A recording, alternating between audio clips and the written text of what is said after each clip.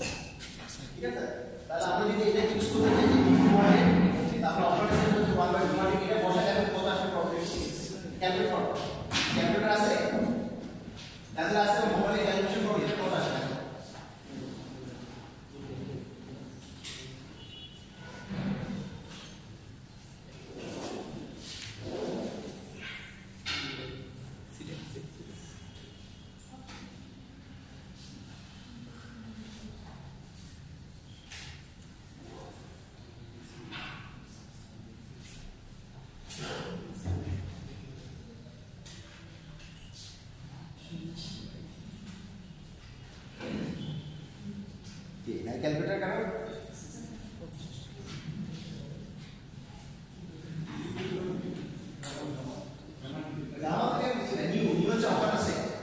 এটা হচ্ছে যে 200 বছর ধরে আমাদের কারেন্ট বিল্ডিং কোড ম্যাপে আছে, সেখানে বেসিসটা হচ্ছে 200 বছর পর পারফেক্ট হবে অ্যাজাম্পশন। তার মানে কি হচ্ছে 200 এর মানে হচ্ছে কি 100 বছর 200 বছর একটা আসবে, তার মানে অকারেন্স রেট হচ্ছে 1/200, তার মানে কত এটা 0.05 নাকি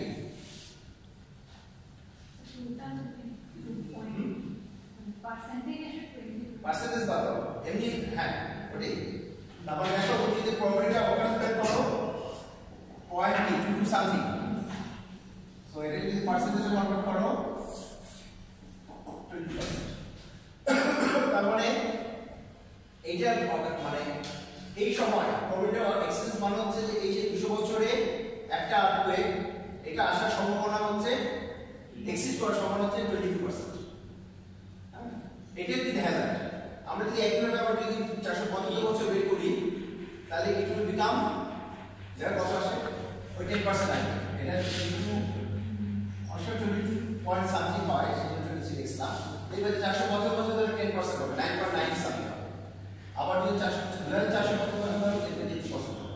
তার মানে এটি ইন্ডিকেট করে, এটি কি দেখা যায় অ্যানালিসিস একটা অংশ। তোমরা যাই করো না আলটিমেটলি কিন্তু তোমাদের ম্যাপ আঁকার জন্য বা কোনো একটা জায়গার প্রবাবিলিটি বলতে গেলে তোমাদের ইনভেস্ট করতে হবে। সেই জন্য দুইভাবে বলে, অনেক বলে ইন্টারভিউ, অনেক বলে প্রবাবিলিটি অ্যানালিসিস। তাহলে একটা সাথে একটা কানেক্ট, এই ইকুয়েশন দিয়ে ক্যান অলওয়েজ কনভার্ট। ঠিক আছে? আচ্ছা, তারপরে আমরা যেটা করব আমরা প্রবাবিলিটি এক্সচেঞ্জ এখানে এটা পরে ম্যাপ আঁকার জন্য হ্যাজার্ড অ্যানালিসিস করার জন্য আমাদের লাগে। এখন নেক্সট আমরা যেটা দেখব সেটা হচ্ছে কোলাটারাল এফেক্টস অফ আর্থকুয়েক। অর্থাৎ আর্থকুয়েক আসলে ডাইরেক্ট এফেক্ট, ইনডাইরেক্ট এফেক্ট অনেকগুলো ইস্যু আছে। এই তুমিও কি এটা আমাদের প্র্যাকটিস না কি কয়েকটি প্রেজেন্ট করবে তো পাঠালে না তাহলে না স্যার আপনি বলছেন যে এই সপ্তাহটা তো ওয়েট করতে তো করে চাল পাঠাই দিও আমাকে। আচ্ছা দেখো কোন একটা আর্টওয়ার্কে আসলে ডাইরেক্ট ইফেক্ট আছে, অর্থাৎ জাস্ট ডাইরেক্টলি ওটার উপরে যদি কোনো স্ট্রাকচার থাকে ডাইরেক্ট যদি ইফেক্ট হয়, তাছাড়াও আরো ইনডাইরেক্ট অনেকগুলো এফেক্ট আছে। সাধারণত আমাদের বাংলাদেশে তো কোনো ফল্ট লাইন নাই, ডাইরেক্টলি শহরের ভিতরে বা কান্ট্রির ভিতরে নাই। আমাদের আসলে মেইন এফেক্টগুলো হচ্ছে লোকাল এফেক্টগুলো। অর্থাৎ লোকাল ইফেক্টগুলো বলতে তিনটা আসলে বেসিক্যালি, একটা হচ্ছে সাইট অ্যামপ্লিফিকেশন, অর্থাৎ মাটিটা যেই পরিমাণের শক্তি নিয়ে আসে, নরম মাটি বা লুজ স্যান্ড অথবা সফট ক্লের কারণে সেটা অনেক পরিমাণে বেড়ে যেতে পারে ইন্টেন্সিটিটা।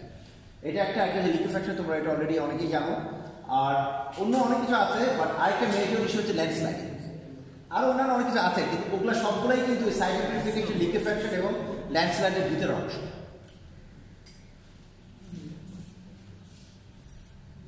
এটা জাস্ট বোঝানোর জন্য যে ফল্ট যেখানে হোক না কেন আমাদের লোকাল মাটিটাকে কনসিডার করতে হবে। একটা হচ্ছে যেখানে ফল্ট হচ্ছে সেই উৎস, আরেকটা হচ্ছে সোর্স যেটা, আরেকটা হচ্ছে আমরা যেখানে এসে বাস করছি সেটার ইফেক্ট। মাঝখানে কিন্তু একটা পাত আছে, সেই পাথরের একটা কিন্তু ইফেক্ট থাকতে পারে, বাট সেগুলো আমাদের জন্য যতটা ইম্পর্টেন্ট না, তার থেকে বেশি ইম্পর্টেন্ট হচ্ছে আমরা যেখানে বাস করি বা যে শহরে বাস করি তার নিচের মাটির কন্ডিশন কী, সেই অনুযায়ী এটা কী হবে ভ্যারি করবে, ডিপেন্ড করবে যে কোথায় আমাদের সফট ক্লে আছে, কোথায় লুজ স্যান্ড আছে, কোথায় depth of clay, depth of sand important. খালি স্যান্ড দিয়ে থাকলে হবে না। তো এটাকে অ্যানালাইসিস করার জন্য আমরা সাধারণত ওয়ান ডাইমেনশনাল একটা রেসপন্স অ্যানালাইসিস প্রোগ্রাম ইউজ করি, লাইক ইট্যাপস যেহেতু বিল্ডিং এর রেসপন্স বের করে, ঠিক এইভাবে এখানে আমরা সবচেয়ে বেশি পপুলার যে সফটওয়্যার সেটা হচ্ছে শেক। ওয়ান ডাইমেনশনাল যে প্রোগ্রামটা আমরা ইউজ করি to estimate ground response analysis.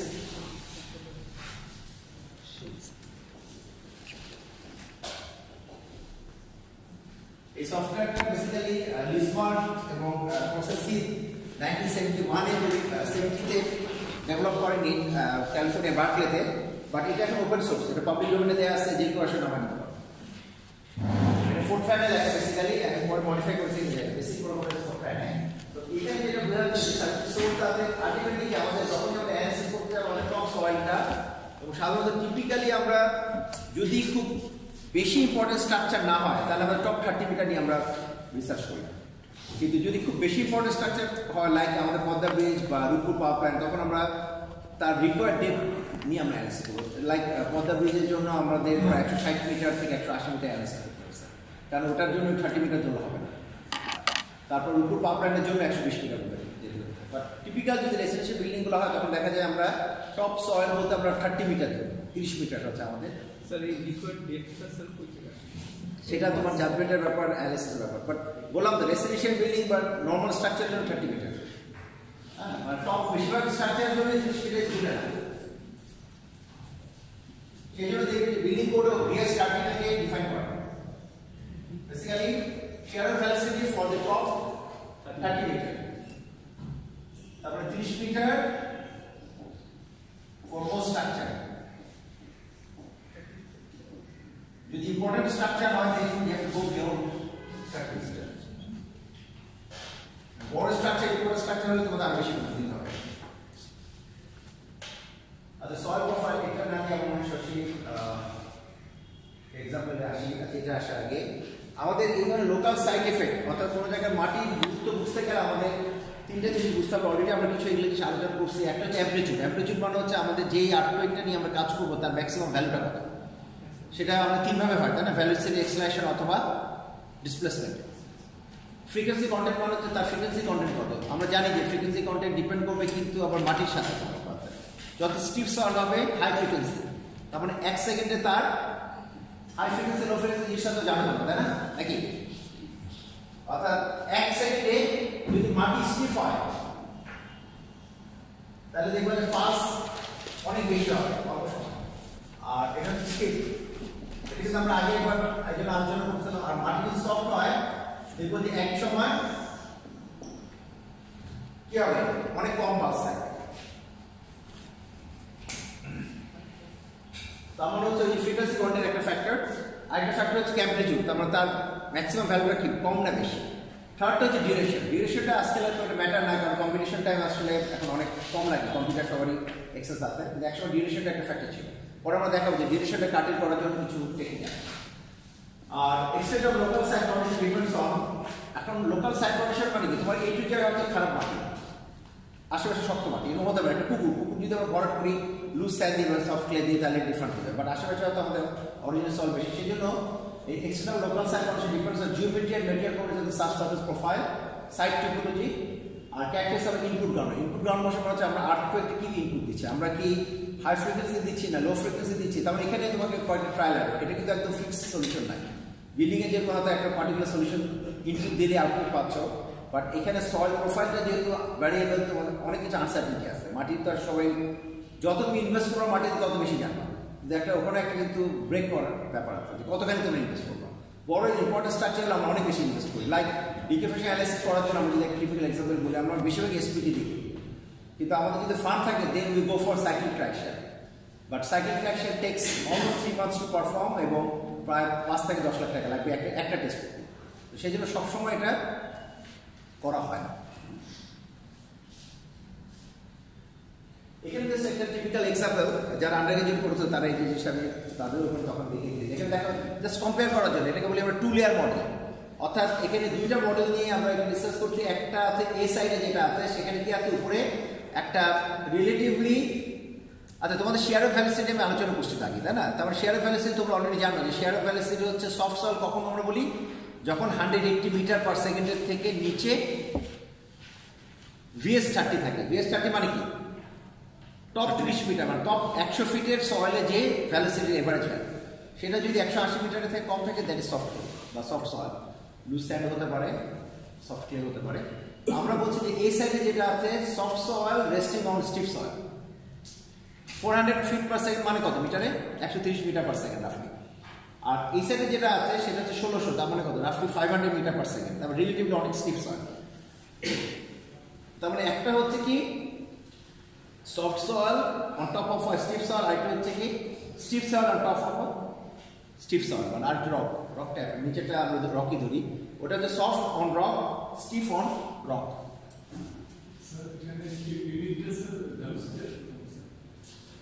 আমরা স্পিড দিয়ে আর বলি না, আর কি সবকিছু শেয়ার হয়ে গেছে। শেয়ার হয়ে গেছে কি আমরা আগে আলোচনা করছিলাম কি ব্যাপার, মানে সয়েলের মধ্যে কি স্পিডে পাস করে শেয়ার ওয়েভটা, সেটা দিয়ে এটার সাথে স্পিড ডাইরেক্ট কোরিলেশন আছে। তুমি দেখো আগের ক্লাসে আমি লিখে দিচ্ছি, দেখো VS সমান F1 * F69 F1 F2,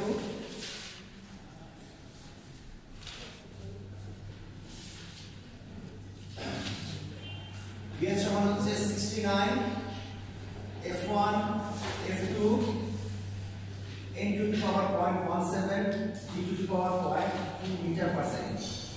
তার মানে VS is directly correlated with SPD value. তো আর্টপ্লেন যে প্রোগ্রামগুলো আছে সবই ইনপুট হচ্ছে বা শেয়ার ব্যালেন্স। এই জন্য বিল্ডিং কোড করে তুলে দেখো দেখো এসপিডিও লেখা আছে শেয়ার ব্যালেন্স চলে আসে। এটা 93 কোডও আছে। নতুনটাতে তো শেয়ার ব্যালেন্স ভালো মতো চেকিং করা আছে। তো এইখানে যেটা আমরা দেখাচ্ছি যেগুলো ফিডে আছে সেটা কনভার্ট করলাম। ওটা হচ্ছে 130 আর নিচে সপ্তম মাটি তার আমি যদি বলি এইভাবে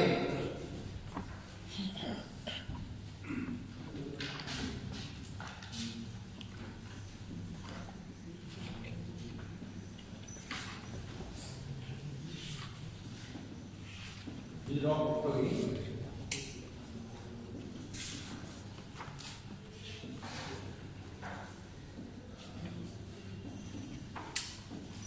এটাকে আমরা কন্ট্রাস্ট বলি। কন্ট্রাস্ট মানে হচ্ছে উপরের লেয়ার এবং নিচের লেয়ারের মধ্যে যে তারতম্য।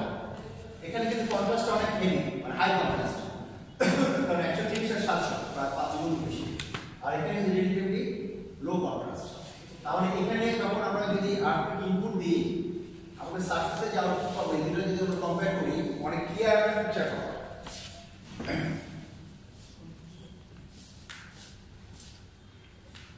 এখানে দেখো প্রথমে এখানে যেটা কনভার্ট করতে হয় তোমাদের ফুরিয়ার স্পেকট্রাম নিয়ে আমি বলছিলাম তাই না? তো ফুরিয়ার স্পেকট্রামটা আমরা এখানে ইউজ করি, অর্থাৎ আমরা আসলে ইনপুট দিয়ে হচ্ছে টাইম হিস্ট্রিতে পরে আমরা কনভার্ট করি সার্ফেসের যে আউটপুটটা পাই। অর্থাৎ আমরা এখানে বিল্ডিংয়ে যেরকম কোনো একটা ইনপুট যদি বিল্ডিংয়ের মধ্যে দিই বিল্ডিংয়ের ছাদে কিন্তু রেসপন্স ফ্যাক্টর যেটা বিল্ডিংয়ের ছাদে একটা ডিফারেন্ট আউটপুট আসবে। ঠিক এখানেও তাই আমরা যদি ওই যে 700 মিটার পার সেকেন্ড এখানে যদি একটা ইনপুট দিই কোনো সার্ফেসের জন্য মেজার করি অর্থাৎ দুইটা পয়েন্ট, এটা হচ্ছে আমাদের ইনপুট পয়েন্ট আর এটা হচ্ছে আমাদের আউটপুট পয়েন্ট।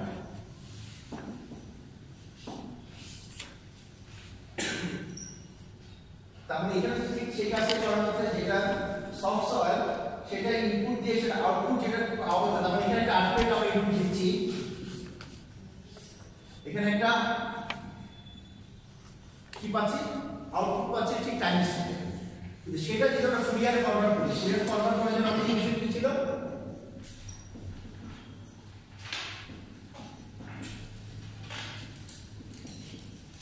এটা ইকুয়েশন দিয়েছে যেটা দেখবে যে তোমরা ওই ভোল্টেজের বইটা আছে সেটা সেকেন্ড চ্যাপ্টারে এটা একদম ডিটেইল দেয়া আছে কিভাবে ফুরিয়ার স্পেকট্রাম কনভার্ট করে। যদি আমরা কনভার্ট করি তাহলে যদি গেট পিকচার লাইক দ্যাট এটা হলো অ্যামপ্লিফিকেশন ফ্যাক্টর আর এটা হচ্ছে ফ্রিকোয়েন্সি।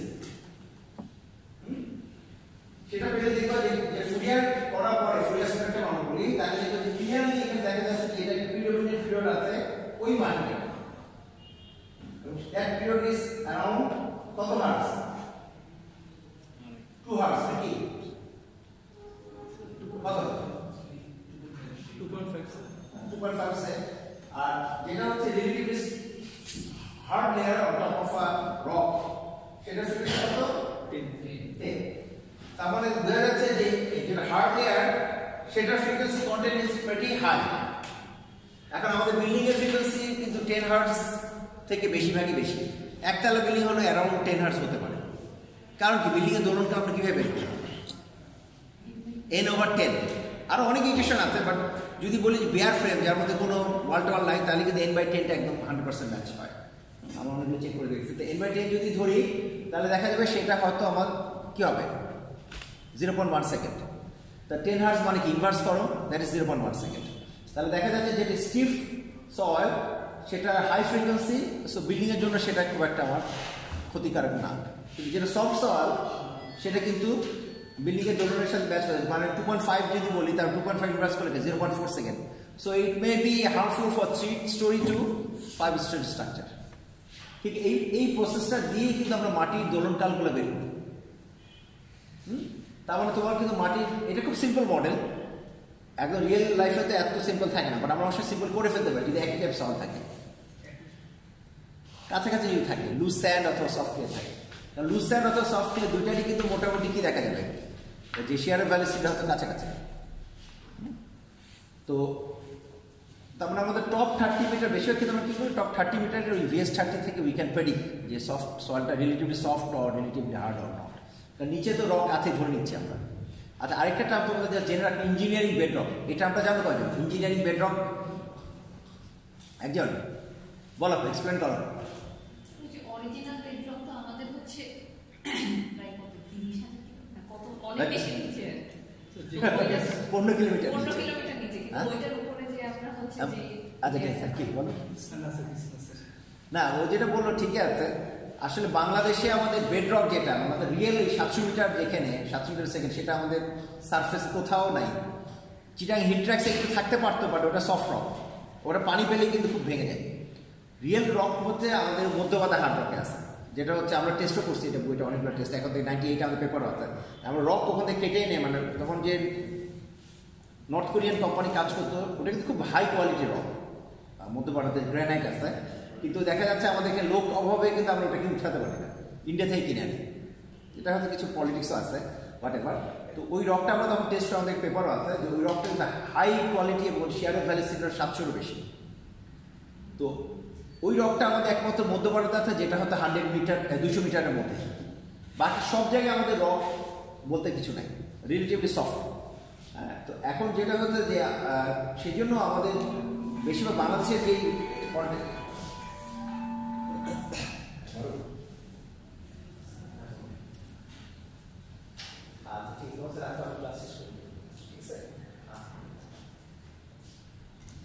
আমরা যেটা বলছিলাম যে আমাদের এখানে এই জন্য সব জায়গায় কিন্তু প্রবলেম। আচ্ছা, ওই যেটা ও বলছিল যে আমাদের এখানে রিয়েল রক হচ্ছে, ঢাকা শহরে যদি রক দেখো, এটা ওই যে বেসমেন্ট রক, এটা আমাদের তো করে না, পেট্রো বাংলার একটা ডেটা আছে, কন্ট্রোল ম্যাপ আছে পুরো বাংলাদেশে, কোথায় রক কোথায়। কারণ রকের সাথে কিন্তু পেট্রোল কার্বন এটা একটা লিঙ্ক আছে, ইন্টার থাকে। তো ওগুলা ওনাদের অনুযায়ী বলা হচ্ছে যে ঢাকাতে এটা হচ্ছে আমার 15 থেকে 20 কিলোমিটারের মধ্যে হচ্ছে রকটা। যত ধরো দিনাজপুরের দিকে যাবা, চিরাঙের দিকে যাবা, ওটা হচ্ছে সার্ফেসের কাছে, বাট স্টিল ওই কোয়ালিটি রক। তো যেটা যাই হোক, সেই জন্য আমাদের বেশিরভাগ ক্ষেত্রে দেখা যাবে যে আমাদের এখানে অ্যাম্প্লিফিকেশন ইস্যুটা, এটা মানে কিন্তু অ্যাম্প্লিফিকেশন। দেখো ভ্যালুটা আমাদের কি হওয়ার কথা, যদি আমাদের পুরো জায়গায় আমাদের বাংলাদেশের এই সব জায়গায় মোটামুটি একই টাইপ স্টিপ সয়েল থাকতো, তাহলে কিন্তু অ্যাম্প্লিফিকেশন অতটা হতো না। বাট এই ইকুয়েশনটা যত অ্যাম্প্লিফিকেশন যত না বের করি, আমরা বের করি হচ্ছে যে প্রিডোমিনেন্ট দোলনকালটা কোথায়। কারণ দোলনকালটার কারণে কিন্তু আমাদের রেজোনেন্স হওয়া সম্ভব। হ্যাঁ, পিরিয়ডটা নিয়ে আমরা মোর ইন্টারেস্টেড। অ্যাম্প্লিফিকেশন অনেক সময় পারফেক্ট হয় না, এগুলো অ্যাম্প্লিফিকেশনের জন্য আরও অনেক ক্যালকুলেশন, অনেক ওয়ান ডাইমেনশন রেসপন্স অ্যানালিসিস করতে হয়। তো এখানে আমরা ওয়ান ডাইমেনশন রেসপন্স অ্যানালিসিস করলেও একটা ডেটা দিয়ে করছি, একটা ডেটা দিয়ে বের করছি, কিন্তু এগুলো অনেক ডেটা দিয়ে করে স্ট্যাটিস্টিক অ্যানালিসিস করতে হয়। কারণ এক একটা আর্থকুয়েকের ওই ভ্যালুগুলো ডিফারেন্ট, অ্যাম্প্লিটিউড ফ্রিকোয়েন্সি ডিউরেশন কিন্তু আলাদা। আমি যদি এখনই একটা সিকিমের আর্থকুয়েক হচ্ছে, এটা ঢাকায় রেকর্ড দেখি একরকম হবে। আমি যদি বলি যে একটা আর্থকুয়েক হচ্ছে সে আসামে, ওটা রেকর্ড যদি ঢাকায় দেখি আরেক রকম হবে। তো সেই জন্য ওগুলো তখন স্ট্যাটিস্টিক অ্যানালিসিস করতে হয়, অনেকগুলো ইনপুট দিয়ে ডিফারেন্ট আউটপুট নিয়ে দেন ইউ কম্বাইন। তো আমরা এখানে জাস্ট একটা নিয়ে বলছি। সো একটার জন্য পিরিয়ড ইজ ওকে, পিরিয়ডটা দেখবার স্টেবল থাকে, কিন্তু অ্যাম্প্লিফিকেশন ডিফারেন্ট। ইস্যুটা তাহলে এখানে যেটা বললাম, এই ধরনের তারপর আমরা যদি দোলনকাল জানি, we can draw a map for a city, যে কোন এলাকায় কত দোলনকাল। That will give U A কি একটা ম্যাপ দিবে, যেটাকে আমরা কি বলি মাইক্রো জোনেশন ম্যাপ। তারপরে আমরা একদিন যেটা দেখে এসেছি, আমরা যে সাইজনিক জোনেশন ম্যাপ নিয়ে আলোচনা করছি, তাই না? এখন আমি যেটা বলছি যে we can also have a map, যেখানে একটা শহরের ভিতরেই কি হবে দোলনকাল বিভিন্ন জায়গায় বিভিন্ন রকম হবে, মাটি তারতম্য হয়।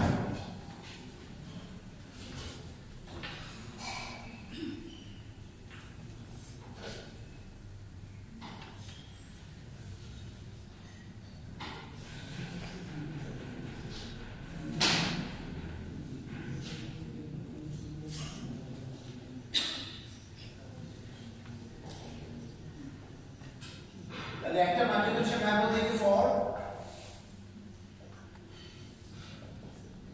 period variation,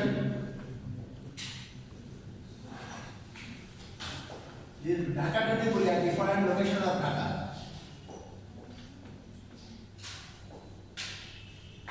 তারপরে আমাদের বিভিন্ন জায়গায় যদি আমরা দোলনটা বের করতে পারি সয়েলের প্যারামিটার থেকে, আমরা বলতে পারবো কয়তলা বিল্ডিং কোন জায়গায়, রাফলি একটা আইডিয়া কয়তলা বিল্ডিং কোন এলাকায় হতে পারে, এটা একটা ইন্ডিকেশন।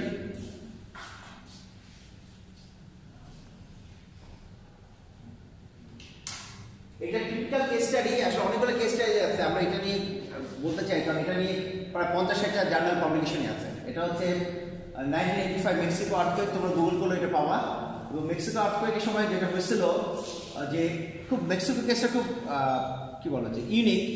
তোমরা এখানে দেখো ডেসক্রিপশন কি বলা আছে। মেক্সিকো সিটিটা হচ্ছে 1985-এ এখানে একটা 8.1 ম্যাগনিটিউডে আর্থকোয়েক হয়, হ্যাঁ, যেটা মেক্সিকো সিটিতে cause only moderate damage in the vicinity of the epicentre, অর্থাৎ ওই যে 350 কিলোমিটার দূরে যেখানে এপিসেন্টার ছিল সেখানে কিন্তু খুব একটা ড্যামেজ হয়নি।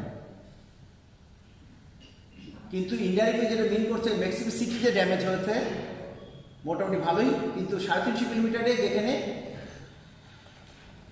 আর্থকোয়েক হয়েছে সেখানে ড্যামেজ হয়নি। কিন্তু মেক্সিকো সিটিতে যেটা 350 কিলোমিটার দূরে সেখানে কিন্তু এক্সটেন্সিভ ড্যামেজ হয়েছে। কথাটা কিন্তু তাই করে দেখো যে cause only moderate damage in the vicinity of the epicentre but extensive damage 350 kilometre away. তারপর মেক্সিকো সিটি যেটা 350 কিলোমিটার দূরে সেখানে ড্যামেজ হয়েছে, বাট যেখানে আর্থকোয়েক হয়েছে সেখানে ড্যামেজ হয়নি। কারণটা কি? কারণটার জন্য ওদের এই পাবলিকেশনগুলো, তুমি ম্যাপটা যদি খেয়াল করে দেখো দেখবে এটা হচ্ছে আমাদের মেক্সিকো সিটি। মেক্সিকো সিটিতে লাকিলি এই ইনামটা হচ্ছে ন্যাশনাল ইউনিভার্সিটি অফ মেক্সিকো। ওদের এখানে একটা আর্থকোয়েক পাওয়ার যন্ত্র দেওয়া আছে, আর সফট ক্লে এটা পাহাড়ি ফুটহিল, মানে এটা হচ্ছে পাহাড়ের পাদদেশে পাহাড়ি ভাবে এলাকাটা, এটা ট্রানজিশন জোন অর্থাৎ রিলেটিভলি ভালো সয়েল।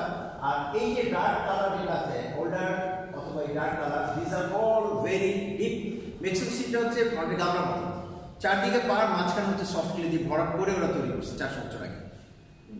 সেই সফট ক্লেগুলো যদি তুমি কন্ট্রোল দেখো, কন্ট্রোল ব্যাগ অনুযায়ী দেখবে এখানে যে 50 মিটার সফট ক্লে, এখানে 40 মিটার 30 মিটার, তখন 50 মিটার থেকে 30 মিটার হচ্ছে আমাদের কি ভরাট মাটি। ওখানে ওদের একটা রেকর্ড আছে, আরেকটা রেকর্ড আছে পাহাড়ের গোড়ায়। তার মানে আমি একটু যেটা বললাম ওই দুটা কিন্তু কম্পেয়ার করবো, একটা হচ্ছে রিলেটিভলি স্টিফ আর আরেকটা হচ্ছে একদম সফট। এবং আর্থকোয়েকের রেকর্ড দুই জায়গায় যে রেকর্ড করছে দেখো, ইনার যেটা অর্থাৎ রিলেটিভলি যেখানে শক্ত মাটি,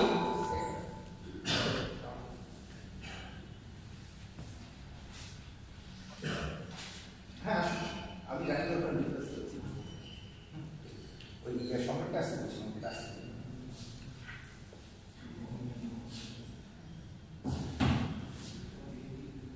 আচ্ছা ওই তাহলে এটা কারণে দেখো যে আমরা যেটা ইয়াতে রেকর্ড করছি, ইনামে যে রেকর্ডটা হয়েছে অর্থাৎ ন্যাশনাল ইউনিভার্সিটি অফ মেক্সিকো যে রেকর্ডটা, এটা আমি যেটা বললাম যে টপ সারফেসে যে রেকর্ডটা সেই রেকর্ডটা কি অনেক লো অ্যাম্পলিটিউড। কিন্তু যেটা হচ্ছে এসিডি অর্থাৎ সফট ক্লে হচ্ছে সেটা অ্যাম্পলিটিউড আমরা যদি একটু খেয়াল করে দেখি সেটা কিন্তু রিলেটিভলি অনেক হাই। তাহলে এটা যদি স্কেলটা আমি এখানে বসাই, এটা হয়তো 10 থেকে 15 হবে, আর এখানে কিন্তু 100 হবে, তাহলে 6-7 গুণ বেশি গেল। তো এটা কিন্তু একটা ইন্ডিকেশন। এবং আরেকটা জিনিস যদি খেয়াল করে তোমরা যদি দেখো যে ফ্রিকোয়েন্সি কন্টেন্ট, এখানে যদি দোলনটা আমরা দেখো, তুমি যদি স্কেল ধরো দেখবে যে 10 সেকেন্ডে যদি স্কেল ধরো দেখো 3টা বা 4টা পালস, আর এখানে যদি স্কেলটা 10 সেকেন্ডে দেখবা যে 8-9টা পালস। তাহলে ফ্রিকোয়েন্সি কন্টেন্ট স্টিফ সয়েলের ফ্রিকোয়েন্সি হাই, অ্যাম্পলিটিউড কম। সফট ক্লেতে high frequency low frequency but amplitude high. এটা কিন্তু সয়েলের ক্যারেক্টারিস্টিক্স। সেটাই আমি ওখানে বলছি, স্টিফ সয়েল যদি হয় হাই ফ্রিকোয়েন্সি অ্যাম্পলিটিউড ছোট, আর সফট ক্লেতে low frequency but amplitude high. এখন ড্যামেজের সাথে আমরা যদি মিলাতে চাই কি হচ্ছে দেখো, ড্যামেজের ক্ষেত্রে এসসিডি সাইড আমরা যেটা সফট ক্লে সেটা নিচে কত আছে 35 থেকে 40 মিটার সফট ক্লে, তার শেয়ার ব্যালেন্স এবার শেয়ার ব্যালেন্স কত 250, তার মানে মিটারে 80। তার মানে আমাদের সফট ক্লে যে ডেফিনেশন তার থেকেও অনেক নিচে। এখন ড্যামেজটা তোমরা পড়ো তো কি বলছে, ড্যামেজের কি বর্ণনা দিচ্ছে। অর্থাৎ ফুটহিল যেখানে ওই যে ইনাম সেখানে কিন্তু কোনো রকম ড্যামেজই হয়নি, আর মিনিমাল ট্রানজিশন জোন অর্থাৎ ওই দুইটার মাঝামাঝি জায়গাতে ওখানে কিছু কিছু ড্যামেজ হয়েছে, তেমন বেশি না। কিন্তু এক্সটেন্সিভ ড্যামেজ হয়েছে কি যেখানে 38 থেকে 50 মিটার হচ্ছে সফট ক্লে জানাচ্ছে। এবং ইন্টারেস্টিং হচ্ছে ওখানে দোলনকাল নিয়ে লেগছে 5 তলা থেকে 30 তলা বিল্ডিং যা ছিল বেশিরভাগই ওখানে ড্যামেজ হয়ে আর্থকোয়েক রেজিস্ট্যান্ট হওয়া সত্ত্বেও সেগুলো ড্যামেজ হয়েছে এবং প্রায় 15 থেকে 20 হাজার লোক মারা গেছে। তোমরা যদি গুগল করে দেখবে যে এখানে জাস্ট বিল্ডিং ভেঙে কিন্তু প্রচুর লোক মারা গেছে। আমার তো প্রচুর স্লাইড আছে এই আর্থকুয়েকের, সব হাইরাইজ বিল্ডিংগুলো। লাকিলি ম্যাক্সিমাম কিন্তু 1985 যেহেতু হাইলি আর্থকুয়েক প্রন, ওইটারই বোধহয় 30 বছর পূর্তি হয়েছে বা 40 বছর পূর্তি হয়েছে কদিন আগে, এবং ঠিক সেদিনই আবার একটা আর্থকুয়েক আছে 7 ম্যাগনিটিউডের। তোরা যে গুগল করে দেখবো 28শে সেপ্টেম্বর গত বছরই বোধহয় একটা আর্থকুয়েক হয়েছে। তো ইন্টারেস্টিং হচ্ছে যে এই অনেকে এটাকে রিলেট করতে পারেনি, কিন্তু পরে দেখছে যে সফট ক্লে এটা হচ্ছে মেজর কারণ, যে মাটি ইমপ্রুভ না করে খেলে হাইরাইজ মানে আর্থকুয়েক রেজিস্ট্যান্ট বিল্ডিং বানানো হবে না, তোমার মাটিটাকে ওখানে ইমপ্রুভ করতে হবে। এখন আমাদের সাথে কি সমস্যা, আমাদের দেখো আমাদের ঢাকা শহর কোয়াইট গুড, কিন্তু আমাদের আশেপাশে যেগুলো ভরাট করছে, ধরো যত রকম আমাদের পূর্বাচল পল্লী, অমুক পল্লী, তমুক পল্লী আছে, ইভেন উত্তরের থার্ড ফেজ যেটা আমাদের রাজুকি এলাকা, আর্মি লোক আছে, আমি ওদের সামনেই বলি, আর্মির ওখানে যে জলশিরি প্রজেক্ট সল রিপোর্ট আমার কাছে আছে, 100 ফিট পর্যন্ত ওখানে মাটি খারাপ। ও জানি আমরা সিপিডি করছি, মেশিন মিনিটে ঢুকে যায়। আমরা একটা পাইপলাইনের কাজ করছি, মানে 22 মিটার পর্যন্ত 23 মিটার পর্যন্ত মাটি ক্যাপাসিটি নেই আমাদের, 45-50 মিটার খারাপ না আমাদের, বাট আমাদের এবারে যে আমি অনেক জায়গায় দেখছি যেগুলো হচ্ছে আমাদের ল্যান্ডফিল এরিয়া ঢাকার আশেপাশে 10 মিটার থেকে 30 মিটার অনেক এরকম আছে ভরাট মাটি। তার মানে এখানেও যদি ভবিষ্যতে হাইরাইজ বিল্ডিং করে জাস্ট মাটিকে ইমপ্রুভ না করে, সব earthquake resistant design everything correct building, problem হবে। তো এখানে কিন্তু ক্লিয়ারলি ওরা কিন্তু বলেই দিচ্ছে যে 5 তলা থেকে 30 তলা বিল্ডিং এর ক্ষতি হচ্ছে বেশি, কারণ ওই ব্র্যাকেটে ওই রেজোনেন্স হয়ে গেছে। কোথায় কি হবে বোঝা মুশকিল, কারণ ওই যে বললাম বিল্ডিং বেয়ার ফ্রেম হচ্ছে 10/10, কিন্তু বিল্ডিংয়ে যদি তুমি শেয়ার ওয়াল দিয়ে দাও তাহলে কিন্তু চেঞ্জ হয়ে যাবে, স্টিফ হয়ে যাবে। কিন্তু সফট সয়েল সে কোনো জায়গায় করে দেবে, ম্যাচ করবে, সেজন্য ওটাকে মডেল করে দেখে নিয়ে then you have to put structure, মাটিকে ইমপ্রুভ করে যাতে রেজোনেন্স না হয়, রেজোনেন্সটা আটকাতে হবে। এখন ডিপেন্ড করবে যে বিল্ডিংয়ের মডেল কোন দেখতে হবে, বিল্ডিংয়ের দোলনকালটা কি, মাটির দোলনকাল যদি কাছাকাছি যে then you have to avoid that. এটা ক্লাসিক এক্সাম্পল হচ্ছে ঢাকা ইউনিভার্সিটি জগন্নাথ হল, এখন তো নতুন হল হয়েছে 2006-এ, কোথাও কিছু সমস্যা নেই। 2006-এ ওদের জগন্নাথ হল যে পুরানো ছিল 4 তলা ভেঙে ফেলছে, ওইটা আমরা পরে ইনভেস্টিগেট করেছি, ওইটার থেকে লাভ দিয়ে পড়ে কিন্তু অনেক ছাত্র ইনজিওর হয়েছে 2006-এ। একটু দূরের আর্থকুয়েকে বেশি হবে এটা, পরে আমরা ইনভেস্টিগেট করে দেখি যে ওটা পুকুরের মধ্যে তৈরি করছে, মাত্র ফাউন্ডেশনটা দিচ্ছে 4 ফিট না 5 ফিট নিচে, তার নিচেও সফট হয়, যখনই দোলন এসছে ওই বিল্ডিংটা বেশি হচ্ছে। তো এই জিনিসটা আমাদের আসলে তাহলে কনভিনিয়েন্সে রাখতে হবে যে এই জিনিসটা না হয়। ঠিক একই ঘটনা আরেকটা ক্লাসিক এক্সাম্পল এটা হচ্ছে রোমাপুরিতা, ঠিক এরই রিসেন্টলি কিন্তু যে জাপান আর্থকুয়েক হতে সেখানে এরকম প্রচুর এক্সাম্পল আছে, কিন্তু এই দুটো হচ্ছে একটা ফার্স্ট এক্সাম্পল যে দুটাতে একদম চোখে আঙুল দিয়ে রেকর্ড আসলে আর্থকুয়েকের মেশিন এর আগে কয়েকটি বসানো ছিল। এখানেও দেখা গেল রোমাপুরিতা আর্থকুয়েক, এটা হচ্ছে এটা আমেরিকান আর্থকুয়েক, ওটা মেক্সিকো, এটা 7.1।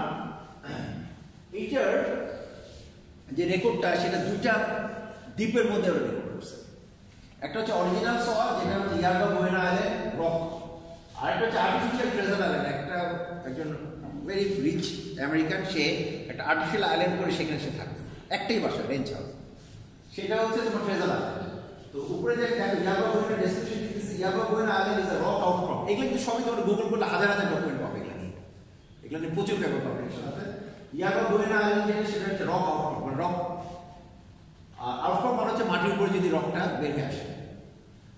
তার ট্রেজার আইল্যান্ড হচ্ছে 400 acre man-made hydraulic field, hydraulic field মানে হচ্ছে ভেরি লুজ স্যান্ড, এটা নিচে কি আছে 45 ফিট লুজ স্যান্ডি সয়েল আছে এবং এর উপরে আছে 55 ফিট বেমার, তারপরে যে ট্রেজার আইল্যান্ড যেটা সেটা লুজ স্যান্ড আর বেমার, সান ফ্রান্সিসকোতে বেমারটা নাম করা খুব সফট ক্লে, এই দুইটা দিয়ে আইল্যান্ডটাকে তৈরি করছে, তার মানে পুরো সয়েলটা হয় লুজ অথবা সফট।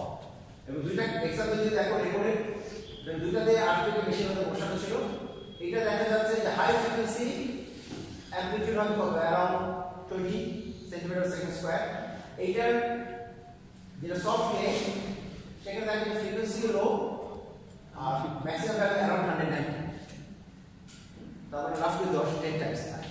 আমি এটা যে আলোচনা করতেছি এটা আরেকটা জিনিস রেসপন্স স্পেক্ট্রাম, বাট বেসিক্যালি তুমি খালি দেখে আর্থকুয়েকের ডেটা দেখে কিন্তু আমরা বলতে পারছি কি হাই ফ্রিকোয়েন্সি লো অ্যামপ্লিটিউড, আর সফট সয়েলের উপরে কি লো ফ্রিকোয়েন্সি হাই অ্যামপ্লিটিউড, তারপরে উপরে ড্যামেজ হওয়ার সম্ভাবনাই বেশি।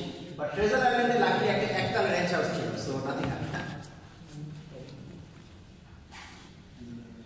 আচ্ছা এটা ছাড়াও আমাদের তোমাদের আসলে ওগুলো আমি দেখেনি, বাট তোমরা যদি পড়তে চাও তোমরা দেখতে হবে যে নিউজিল্যান্ড আর্থকুয়েক 2010-এ নিউজিল্যান্ডে একটা আর্থকুয়েক হয়েছে।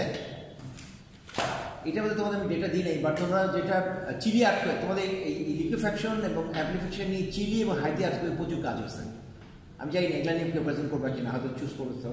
ওখানে প্রচুর লিকুইফ্যাকশন এক্সাম্পল কেস স্টাডি এবং অ্যামপ্লিফিকেশন কেস স্টাডি দেখানো আছে চিলি এবং হাইতি দুটাতে। এবং জাপান আর্থকুয়েক, জাপানে যেটা হচ্ছে যে ওরা প্রচুর আর্টিফিশিয়াল ম্যানমেড আইল্যান্ড তৈরি করে রাখছে জাপানে ওগুলা, এবং লাকিলি ওদের ওখানে আর্থকুয়েক মেশিন বসানো আছে, সেই জন্য ওরা প্রচুর ইনফরমেশন ওখান থেকে দিচ্ছে। তো তোমরা প্রেজেন্ট করলে এগুলো নিয়ে হয়তো আরও বেশি শেড মানে এক্সপ্লেনেশনটা বেটার দিতে পারবা।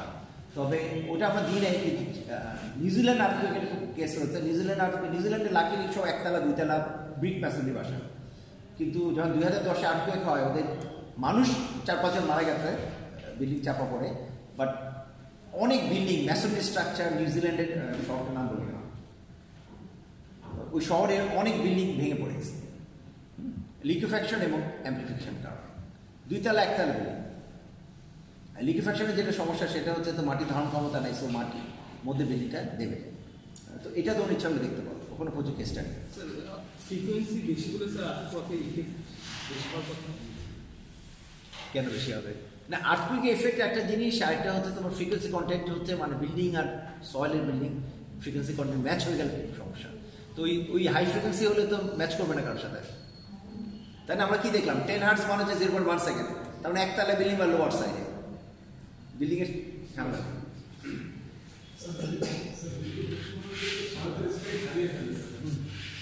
হারিয়ে ফেলে soil behaves as a liquid, তার মানে বিয়ারিং ক্যাপাসিটি একেবারে লো।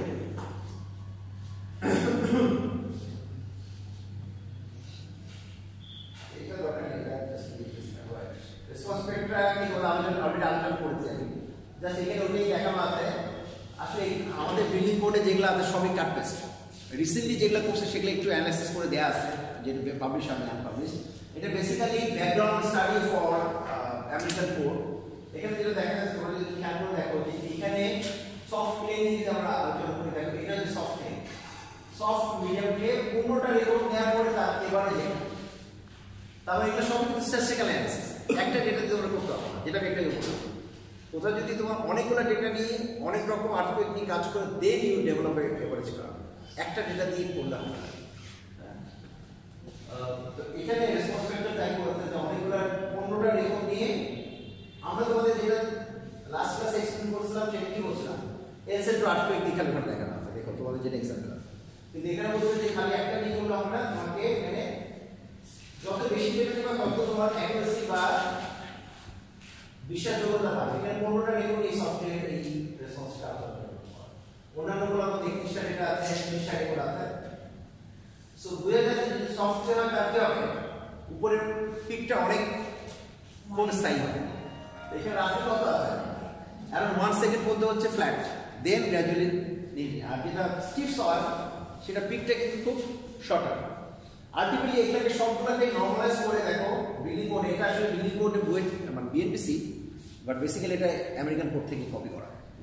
ওখানে কি দেখাচ্ছে দেখো, ওই যে ভ্যালুটাকে ওটাকে নরমালাইজ করেছে লোকাল জি ফ্যাক্টর দিয়ে, অর্থাৎ জেড ভ্যালু দিয়ে।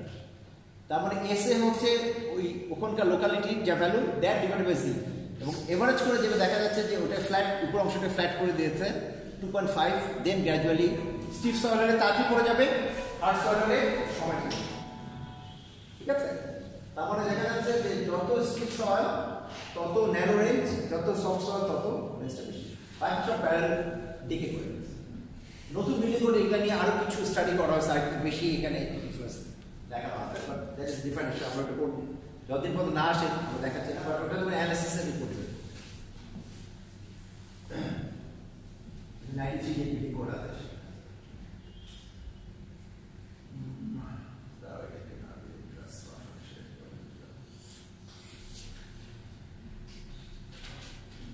আমরা একটু পিছিয়ে যাই। এখানে অনেকটা আছে থিওরিটিক্যাল, এটা হচ্ছে সেই প্রোগ্রামের থিওরিটিক্যাল ব্যাকগ্রাউন্ড। এখানে আসলে যেটা হচ্ছে যে আমরা উপর দিকে যত নাও যাই, নিচের দিকে দুইটা যদি একটু আলোচনা করি, সেটা হচ্ছে ড্যাম্প এবং আনড্যাম্প সিস্টেম। ড্যাম্পিং তো তোমাদের আইডিয়া আছে, ড্যাম্পিং এর কারণে কিন্তু আমাদের দোলন মানে একটা যদি পেন্ডুলাম ছেড়ে দিই, এটার কারণে কিন্তু সে একসময় থেমে যায়, নাহলে কিন্তু সে চলতেই থাকে।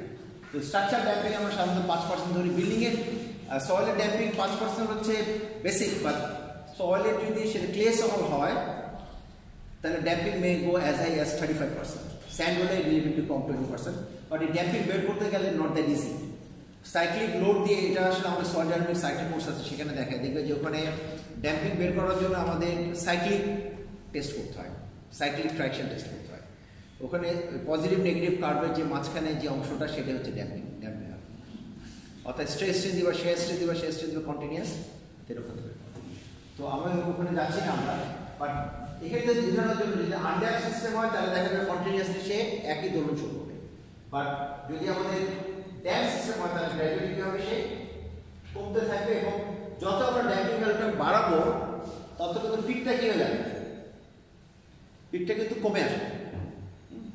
তারপর ড্যাম্পিং একটা ডাইরেক্ট ইফেক্ট আছে পিকের উপরে, কিন্তু মোটামুটি যেটা প্রিডমিনেন্ট পিরিয়ড যেটা নিয়ে আমাদের ইন্টারেস্ট সেটা কিন্তু ঠিক থাকে। ওই দেখো যে ড্যাম্পিং এর ভ্যালুটা কমে গেছে এই জায়গাতে, ড্যাম্পিং এর ভ্যালুটা কমে গেছে বাট পিকটা কিন্তু ওই জায়গায় রেখে গেছে। আর এখন আমরা যেটা দেখাতে চাচ্ছি যে আমাদের জাস্ট কত কেস স্টাডি আছে, এটা রিসেন্টলি আরো অনেকগুলো ম্যাটেরিয়াল আছে সেখানে, বাট আমরা এটা যখন প্রথমবার করি আমরা তিনটা জিনিস একসাথে কম্বাইন করছিলাম। একটা হচ্ছে আমাদের রিয়েল ডেটা আছে যদি থাকে সেটার সাথে কম্পেয়ার করা, আর আরেকটা হচ্ছে যে লোকাল সাইটে যে মাটি আছে তার থেকে শেয়ারের ভ্যালুসিটি দিয়ে কনভার্ট করা, আর আরেকটা আমি তোমাদের বলছি তিনটা ইকুইপমেন্ট আমরা ইউজ করি। মাইক্রোটেমোর যে ইকুইপমেন্টটা সেটা যদি সরাসরি মাটির উপর রেখে দিই, it can also provide you amplification. সেটি আমি ক্যালকুলেট করার চেষ্টা করি। রিসেন্টলি আরও প্রায় 100 পয়েন্ট আমরা করছি, এটা বেশ অনেক আগে। এখানে যেটা দেখা যাচ্ছে ইস্টার্ন হাউজিং এর রামপুরা প্রজেক্ট, এটা কিন্তু একটা ফার্স্ট ল্যান্ডফিল প্রজেক্ট জহুরুল ইসলামের, তার মানে হচ্ছে ইস্টার্ন হাউজিং কোম্পানি। প্রায় এটা বোধহয় 1985 ওরা ফিল আপ করেছে। বিশাল এলাকা, প্রায় 25 থেকে 30 মিটার মাটি, 13, 12, 16 ওখানে লেখা আছে। 13, 12টা হচ্ছে ফিল, 6 যেটা আছে লেয়ার সেটা হচ্ছে অরিজিনাল সয়েল। তাহলে 25 মিটার ওরা মাটি কি করছে, ফিল আপ করছে ওই আমরা। ওইখানে আমরা দেখো একটা হচ্ছে থিওরিটিক্যাল অ্যানালিসিস করছে আমরা শেক প্রোগ্রামটা ইউজ করে, আর আরেকটা হচ্ছে মাইক্রোটিউমার ইকুইপমেন্টটা বসেও আমরা দেখার চেষ্টা করছি যে ভ্যালুটা কি হয়। তো আমরা থিন লাইন যেটা সেটা হচ্ছে মাইক্রোটিউমার H/V রেশিও, আর শেকটা হচ্ছে আমাদের ডার্ক কালার। এই দুইটা যে আমরা দেখার চেষ্টা করেছি যে আমাদের পিকটা কাছাকাছি আছে। আচ্ছা, মাটির দোলনটা কোথায় আছে? আমরা একটা দিয়ে কাজ করলে কিন্তু এনাফ ছিল। এইটা আসলে সবচেয়ে ভালো হয় যদি আমাদের আর্থকুয়েকের ডেটা থাকে, যেটা একটু আগে দেখলে বোধ মেক্সিকো এবং ইউএসএ তে আছে। আমাদের এখানে তার ইকুইপমেন্ট নাই, থাকলে কিন্তু সরাসরি তুমি বলতে পারবে যে ওখানকার ফ্রিকোয়েন্সি কি, ওখানকার ভ্যালু কত, এখানকার ফ্রিকোয়েন্সি কত। তারপরে আমরা শক্ত যে জায়গায় ঢাকায় যেখানে মাটি শক্ত, অর্থাৎ আমাদের রেড স্টিফ ক্লে যেখানে, ওখানে যদি একটা মেশিন থাকে, আর এই ডোবা যতগুলো আছে খাল বিলগুলো যে ফিল আপ করা, ওখানে যদি মেশিন বসাই তাহলে কিন্তু উই ক্যান অলওয়েজ কম্পেয়ার। কিন্তু আমাদের ঢাকা শহরে একটা পয়েন্টে আছে, সেটাও নষ্ট এখন এই মুহূর্তে। তো ওটা যদি থাকতো উই ক্যান কম্পেয়ার। কিন্তু আমরা দেখছি যে ওইখানে হাজি ক্যাম্পে আমাদের একটা ইকুইপমেন্ট ছিল সময়। তো হাজি ক্যাম্পের প্রায় 20 মিটার নিচে হচ্ছে লুজ স্যান্ড, আর আরেকটি ইকুইপমেন্ট ছিল অনেক গুড এখানে। কিন্তু এগুলো হয় কি টেম্পারেচারের সাথে, আমেরিকান ইকুইপমেন্ট টেম্পারেচারের সাথে সাথে ডিকে করে, 5 বছর মাথায় নষ্ট হয়েছে। এখন এটা দেখা যায় যে বাক্সটা রাখা আছে, ইকুইপমেন্টটা নট পারি। তো ওটা রাখলে আমরা কিন্তু ইজিলি কম্পেয়ার করতে পারবো। আর এই 5 বছরে এমন হয়তো 2003-এ বসেছি, 2008 বা 10-এ এটা পকেট হয়ে গেছে। আমরা সরাই নেই ইকুইপমেন্টে বসানো আছে, বাট প্রবলেম যেটা হচ্ছে যে ডেটা ওখানে যা হয়েছে সেটা আমরা রেকর্ড করতে পারি না। আর স্টিফ সয়েলে সহজে রেকর্ড হয় না। আর এখানে যেটা প্রবলেম হচ্ছে গাড়ি চলে, তো কন্টিনিউয়াসলি আমি যদি লো করে রাখি, গাড়ির যত নয়েজ সে রেকর্ড করে। লো মানে হচ্ছে কি আমার ক্যাপাসিটিটা যদি লো করে রাখি, যে সব নয়েজ রেকর্ড হবে। তো ওটা একটা ট্রেড অফের ব্যাপার। ফাঁকা জায়গায় যদি থাকে জাপান বা আমেরিকাতে ইজি করে। হ্যাঁ দিবে, বের করা কিন্তু অত সহজ না। এটার পিছিয়ে অনেক উদাহরণ। তুমি দেখো এখানে কি কি প্যারামিটার লাগতেছে, সয়েলের লেয়ার থিকনেস, ডেনসিটি আর shear of velocity. Shear of velocity আমি তোমাদের বললাম আমাদের ইকুয়েশন দিয়ে আমরা you can always convert, SPT তো আমরা সবসময় পাচ্ছি। আমরা এখানে সেটাই করছি, তখন আমাদের শেয়ার অফ ভ্যালুসিটি ইকুইভ্যালেন্ট ছিল না, এখন যদিও আছে ঠিক আছে। তখন আমরা বেসিক্যালি এই ইকুয়েশন যদি মানে যে ইকুয়েশনের কোনটা লিখে দিয়েছিলাম 69 F1 F2 ওইটা দিয়ে কিন্তু কনভার্ট করছি। নিচে আরেকটা আছে ইকুয়েশন, বাট উপরটাই বেশি পপুলার। ওই ইকুয়েশনটা দিয়ে কিন্তু আমরা এসপিটি থেকে কনভার্ট করে নিয়েছি shear of velocity. Then we develop that. আর পরে তো মাইক্রোটিউবটা আমাদের লাগবে, তখনও বাংলাদেশে মাইক্রোটিউব নাই, জাপানিজ একটা গ্রুপ নিয়ে এসেছিল, তার মধ্যে 100টা পয়েন্টের, এটা 2002-এর 100টা পয়েন্ট আমরা মেসার করেছি। তারপর আমরা ব্যাক ক্যালকুলেট করে ওই যে মাইক্রোটিউবের সাথে এরকম। তো মোটামুটি দেখো 100% অ্যাকুরেট না, কারণ এখানে তো অনেক আনসার্টেনিটি, কারণ শেয়ার ভ্যালিডিটিতে আমাদের রিলায়েবিলিটি নাই। আমরা ইকুয়েশন ডিবেট করতে, that is not our equation. Basically ওটা একটা জার্নাল পাবলিকেশন অবস্থা এবং গত 97 সয়েল ডায়নামিক্স এর পাবলিকেশন। আর নিচেটা হচ্ছে ইয়ামাজাকি এবং তামুরা তাদের পাবলিকেশন। ওইখানে নিয়েও তারপর ওখানেও একটা এক্সাক্ট হবে। তো মোটামুটি দেখা যাচ্ছে যে আমাদের যেটা মাইক্রোটিউবের যে ডেটা পিকটা মোটামুটি কাছাকাছি, প্রিডোমিনেন্ট পিরিয়ডটা অর্থাৎ মেজর পিরিয়ড। রিসেন্টলি আমরা কিছু কাজ করেছি, এটা হচ্ছে যমুনা, এটা বোধহয় রিসেন্টলি অ্যাড করছি, যমুনাতে একটা সেকেন্ড রেলওয়ে ব্রিজ হচ্ছে, বঙ্গবন্ধু ব্রিজ। সেটা হচ্ছে এখন যে ব্রিজটা আছে তার 300 মিটার আপস্ট্রিমে।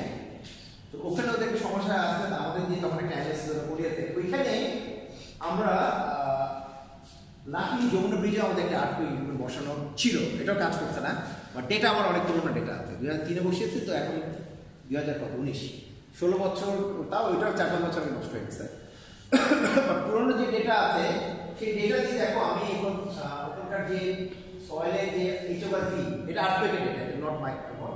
সেই ডেটা দিয়ে যদি আমরা দেখো এখানে প্রিডোমিনেন্টলিটা মোটামুটি 0.8 হার্টজের কাছাকাছি। তার মানে 0.8 হার্টজ মানে কত? আমি যদি দোলন নিই 1.25, তাই না, 1.25 বা 1.2 হচ্ছে সেকেন্ড। তো আমরা যেটা কাজ করছি যে আমাদের যত ডেটা, সেই ডেটাগুলোকে আসলে এগুলো হচ্ছে সব ডেটা, আমাদের মোটামুটি এখানে 10-12টা 7টা আর্টকুইক আছে, সেই 7টা আর্টকুইক দিয়ে আমরা ওখানে না, ওখানে তো আমাদের মাইক্রোফোন ডেটা আছে, এটা এই ডার্ক কালারটা হচ্ছে আর্টকুইকের ডেটা এভারেজ। লাকিলি এখানে আর্টকুইক ডেটা ছিল, সেজন্য আমরা শেড প্রোগ্রামটা ইউজ করি। আর্টকুইক ডেটা ছিল, মাইক্রোফোন ডেটা ছিল, উই জাস্ট কম্পেয়ার। তবে দেখা যাচ্ছে যে এভারেজ এই জায়গাতে প্রিডোমিনেন্ট দোলনকাল যেটা ওই মাইক্রোটিউমর এবং আর্থকুইক দুটো একই সঙ্গে, সেই জন্য মাইক্রোটিউমরটা ইউজ করতে পারি আমরা। আর্থকুইক রেকর্ড তো আমরা পাবো না, আর্থকুইক এক্সপেন্সিভ। মাইক্রোটিউমর হচ্ছে আমরা যে কোনো জায়গায় বসে we can get the data, portable ছোট। আর আর্থকুইক মনে হচ্ছে তোমাকে বসায় রাখতে হবে, কবে আর্থকুইক হবে সেই ডেটা পেতে হবে, তো সেটা তো সুযোগ নাই আমাদের। তো এইখানে আমরা কম্পেয়ার করার সুযোগ পেতে, যেহেতু আমাদের মাইক্রোটিউমরের ডেটা আছে, দিস ইজ আর্থকুইক ডেটা, এবং মোটামুটি দেখা যায় dark data bold colour, this is average, this is average for all the earthquake, the master is average for consecutive values of magnitude, দুইটারই ভ্যালু কাছাকাছি। কিভাবে নিয়েছে প্রসেসটা এখানে দেখাচ্ছে, এটা আসলে অনেক ডেটা। আমাদের যেটা মাইক্রোটিউমারের ডেটা, আর্থকুইকের ডেটা কিন্তু খুব অল্প সময়ের জন্য, 10 সেকেন্ড 20 সেকেন্ড, কিন্তু মাইক্রোটিউমার আমরা ইচ্ছা করলে 1 ঘন্টা 2 ঘন্টা ধরে রেকর্ড করতে পারি। তো ওইটাকে আমরা 41 সেকেন্ড করে যাই, এটা একটা প্রসেস ব্যাপার, তোমাদের নিয়ে এটা বেশি আলোচনা করতে ওপর দিকে চলে যাবে। বাট আমরা অনেক ডেটা নিয়ে ওপর থেকে ছোট ছোট কাজ করে নিয়ে আমরা অ্যানালিসিস করি।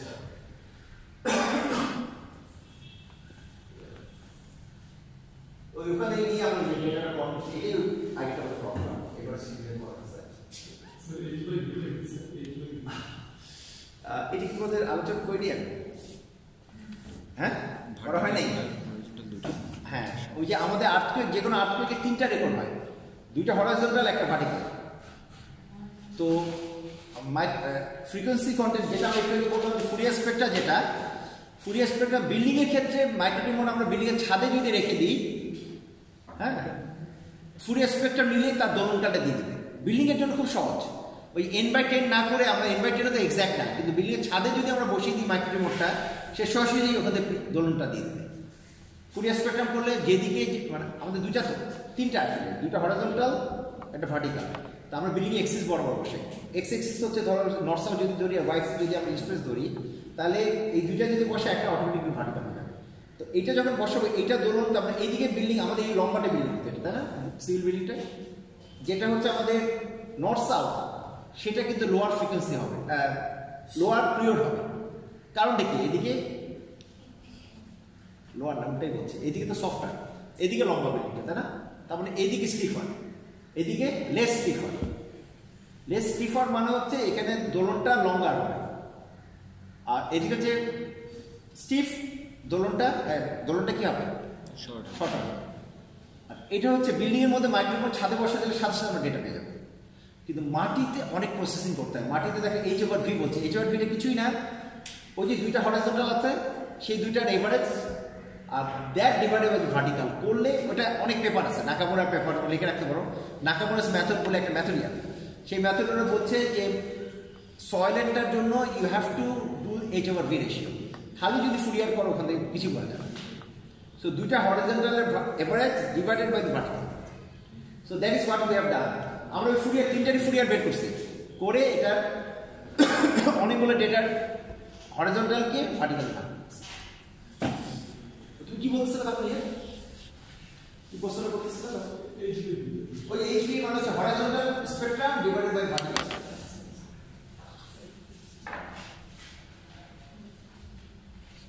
আচ্ছা এটা তোমাদের দিকে চলে গেল, বিল্ডিং কোড এটা নতুন কোড